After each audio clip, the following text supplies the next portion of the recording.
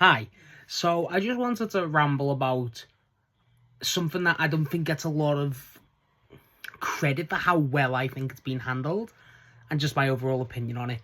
And that is Nigel Mcguinness's return to in-ring wrestling since obviously that phenomenal return at AEW All In 2024 in the Casino Gauntlet match. If you didn't know about Nigel Mcguinness, just a quick recap of his career.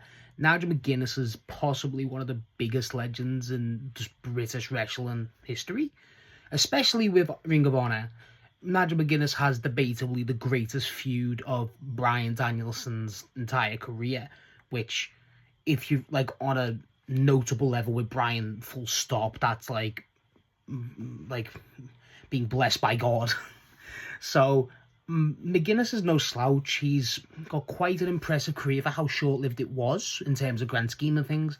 Multiple ROH world champ, multiple ROH champ. Whole thing with McGuinness's story is he got rejected by WWE through failing a fitness test and got signed to TNA, and then basically never broke through because he got hepatitis through a tragic sort of event. It's a whole story. There's documentaries and stuff on YouTube that are really interesting, and if you're ever intrigued by just Nigel McGuinness's story, highly recommend. Ever since then, Nigel McGuinness became a commentator, specifically the main one being on NXT UK, where he got a lot of, obviously, notoriety through that, just being Nigel McGuinness, and now, obviously, is one of the main commentators on AEW, and I think sometimes Ring of Honor. Not sure about that. Nigel McGuinness was always, with Bryan, that's the main feud, that's what everyone associates himself with, and McGuinness is a great commentator. He's hilarious. Some of the witty one-liners, he's a menace. Some of the lines he says about Brie, specifically. Some of the snarky lines. He calls Big Boob AJ, stuff like that. He just constantly gets under people's skin. He's ridiculous. Nigel McGuinness as a commentator is possibly my favourite one out of all of them on AEW TV. But in 2024 at Wembley, there was a Casino Gauntlet match, and Nigel McGuinness was one of the entrances, and that is one of the best pops I'll ever hear. When Oasis's song that I can't say in the bushes played, and everyone lost their minds, and he showed out, because there was a chance at that point, if he won that contract, he could have faced Bryan, and that was the instant thought for at least me. As soon as that happened, I was like, oh god, imagine if they did that, because I can't really stress this enough, the legacy of Bryan versus McGuinness is considered one of the greatest rivalries ever, and I'll do a video on that one day probably, but just in general, it's a big deal, right? If you don't know, it's a big deal. There's multiple videos on YouTube. And with McGuinness, he obviously, ever since that, the thoughts was the Bryan match. They had the Bryan match on Dynamite Grand Slam on 2024, when Bryan obviously had the belt at this point. And it was a non-title match because Bryan got injured previously and McGuinness was trying to take advantage of it. And ever since then, McGuinness has had about 5-6 matches since returning. He had a match on ROH against Lee Moriarty. He had a tag team match with Daniel Garcia against FTR. That was because of a Tony Schiavone, to protect Tony Schiavone sort of deal. Then he had a qualifying match for the IWGP match in Forbidden Door this year against Daniel Garcia, Lee Moriarty, and Hechicero, I believe it was. And then he won that match and faced Zack Sabre Jr. at Forbidden Door this year, which, iconic, really big deal for British wrestling and just technical wrestling. If you don't know, Zack Sabre Jr., possibly the biggest British technical wrestler ever, probably the best technical wrestler in the world, probably right now. And to me, he's what McGuinness would have been. That makes sense, right? There's a lot of similarities. So that is the dream match of all dream matches for a lot of British wrestling fans.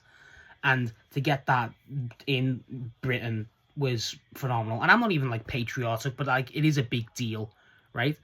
I just want to talk about how I think they've handled McGuinness's return. I think the Bryan match was 100% had to happen. I was glad that happened. I think that was a perfect way. I think the promos, one of my all-time favorite promos, is when McGuinness is calling out Bryan. I think it's on the Collision before it, and it's the thing is with Nigel McGuinness, he's so passionate, especially in his promos, because of all the tragedy that's basically struck him with his career.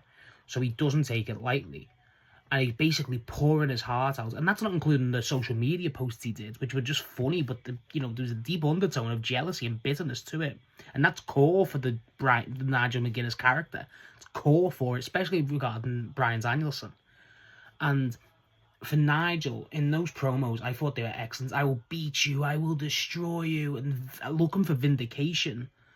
And then I love the start of that match, the Bryan match, where he's grabbing the mic and telling the referee to count it now so he can become champ.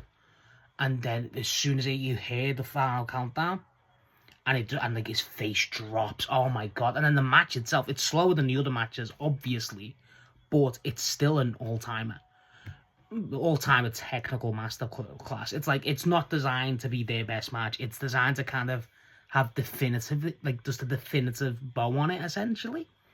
And part of me wishes, in a way, if Mcguiness was going to have one last match, it would have been that. But obviously, I don't want to say that because I'm glad that he continues to wrestle.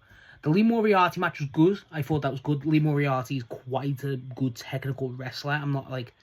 I don't watch loads of Lee Moriarty, but every time I've watched them, like, you are at least very technical. And Mcguiness ain't no slouch. Mcguiness, like...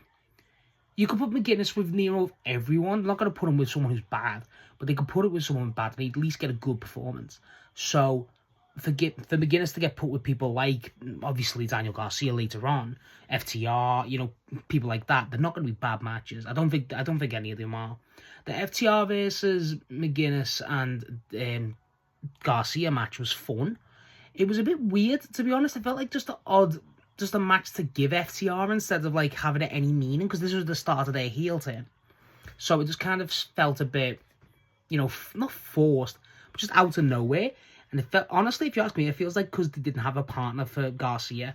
But I've always kind of liked that idea, and I wish they did more with it, with Garcia and McGuinness just being a pair, because I think Garcia is a phenomenal technical wrestler. Maybe not, obviously not the level of Bryan, but as a technical wrestler, he's brilliant. Obviously, I've not watched much of, any of Garcia in PWG, but I've heard it's the bomb. And you had the four-way for the Forbidden Door match, which obviously that was fun. Big fan of all guys. Well, I'm a fan of most of the guys in that match. Hedgesero versus McGuinness is still wild to me, and people were like saying, I don't think McGuinness will win. That was like, what? If like imagine if they did that match and they didn't give McGuinness the win against Zack Sabre Jr. in the O2 in London. Do you realise the amount of hell that would cause? Like, that's insane. That's something that, like, another company would do. And I imagine it. Imagine it. They don't pull Nigel McGuinness out for nothing, right? And then they give us Zack Sabre Jr. versus Nigel McGuinness, which, that's a technical marvel. I think that was... As a match itself, it was probably better than Bryan McGuinness, the last one. But I just think it was not, like, there was less expectation for me going into that, right? I don't know if, I'm not saying that either was a bad match, obviously not. But I just feel like that had a bit more personality to it, if that makes sense. It had a bit more, like, notoriety about it. But that's because Bryan and McGuinness, the last one, is in a feud filled of some of the greatest matches of all time. So the Sabre Jr. one was great. I don't think it got a lot of love from, in terms of the crowd. I can't speak firsthand. But I feel like, if you're there for technical wrestling's kind of a hard thing to gauge crowd-wise, because unless you're Bryan, it's hard to kind of go, get the crowd invested. Sabre Jr. can too, obviously. But I don't know, like an event like that, it just didn't feel like it was appreciated the same way. At least I felt like a black sheep in that sense, where I was like, I feel like I'm the only one, like, mind blown here, but I don't want to sound like quite arrogant or whatever the word is. Uptight, maybe? I don't know. I'm trying to word that in a way that I don't sound pretentious. That's it. I think AEW has handled McGuinness's in-ring return phenomenally. I think they've handled him very sparingly. Like I said, I wish if it was one, it being the Bryan match and left it at that, I would have loved that. I think that would have been definitive, brilliant, and there's no greater way to, like, just finish it off. But I'm also ridiculously happy that they have continued it. I feel like the only thing I can really say, and it's not McGuinness's fault, is two things.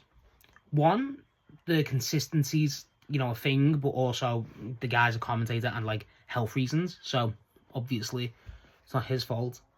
But two, the only problem I had was I think they had the easiest layup for the Danny Garcia heel turn, especially during the Sabre Jr. moment, because you had the stuff leaving from the FTR tag match, establishing the relationship.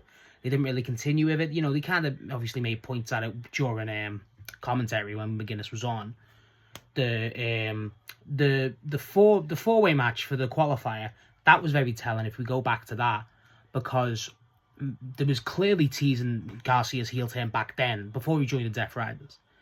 And I just wish, because everyone thought Garcia was going to cost McGuinness the match, and he never.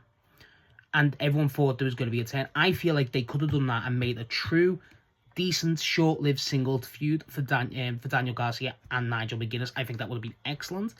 I still kind of wish they do that now. There's still an opportunity, because I don't feel like Danny Garcia is presented as good as a technical wrestler as he could be. And I feel like that is the way to go with Garcia. I think the Death Rider stuff's now interesting, so you can't really deny that. But I just feel like that was a perfect opportunity for a singles feud, not just for Nigel, but for Garcia too. That would have benefited both parties massively. And honestly, that's kind of it. Like, I really liked how they've handled McGuinness in ring specifically. I think the character is very passionate. I like now that there's always the thoughts of will him and Brian cross on commentary, obviously. And I think they've honestly treated Nigel with a lot of respect and kind of what he deserves, right? Like, I feel like Nigel Mcguinness is a very lost in the shuffle type of wrestler, especially for his own ability. And that's not through a fault of his own. It's unlucky. It's pure unfortunate. But I think the way that AEW's handled it shows that how that company kind of values stuff like that. And I feel like that's what kind of makes it stand out. Like, it's all about wrestling, like different types of wrestling. Obviously, you can see by the product. And for them to kind of really go out the way to go, oh no, Nigel Mcguinness is like a guy, like you should really respect who Nigel Mcguinness is. Trying to get people like me from a few years ago who didn't really know the entire world of wrestling and, the history of it. Nigel Mcguinness is not a major player, but he's got an impact. He's got a legacy. And that's what's great about AEW. It's teaching people who are getting into the promotion and getting into this world of wrestling and teaching them, okay, yeah, there's these new guys now, like your Hangmans, like your Swerves, like your Ospreys, but do not forget who, like, paved the way for those guys. Ring of Honor legacy is huge, especially to me. And Nigel Mcguinness is a crucial part of Ring of Honor. You've got your Danielsons, you've got your Joes, you've got your Punks, you've got your Steens. McGuinness is on that level. He's Christopher Daniels level. This is the people we're talking about, high caliber of just stature. And to see McGuinness back, and again, that pop's one of the most all-time best pops ever. Honestly, there's two things people thought about going out of All In 24. One was obviously Bryan winning the title, and two, McGuinness return. More people probably thought about McGuinness returning. And how poetic is it that Nigel Mcguinness, a man driven through hate and spite against Bryan Danielson, returned on the night that Bryan once again won the world title, and the night he retired was the night that Bryan won the WWE titles in WrestleMania 30. Like, that's true. That's insane. Like, that is poetic, and that just ties these guys furthermore. So what's your opinion on Nigel Mcguinness and just how his in-ring stuff's being handled by AEW? What's your opinion on McGuinness's old stuff, especially his ROH stuff, and specifically the Bryan feud? That's what everyone, like, loves, right?